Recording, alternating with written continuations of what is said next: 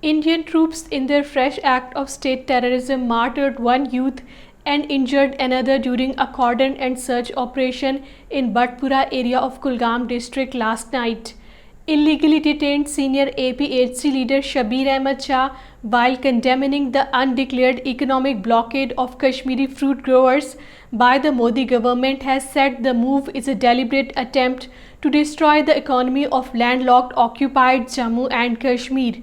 The APHC leader, in a message from New Delhi's Tihar jail, said the Hindutva regime spares no effort to punish the Kashmiri people for their struggle for right to self-determination. He said the halting of truckloads of fruit at Srinagar-Jammu highway for weeks together is a willful ploy to inflict huge losses on Kashmiri fruit traders. Referring to the 2008 economic blockade of Kashmir, Shabir Ahmed Shah, the BJP has a history of such mean tactics.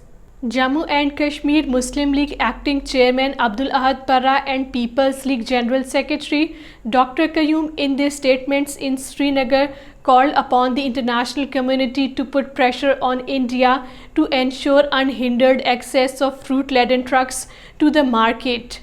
People's Democratic Party President Mehbooba Mufti, while addressing the protesting fruit growers in Shopian, said India is crushing the economy of Kashmiri people the same way Israel did in Palestine. She said fruit-laden trucks are not allowed to move on Srinagar-Jammu highway under a well-planned strategy with an aim to compress Kashmir's economy, which is largely based on agriculture and horticulture.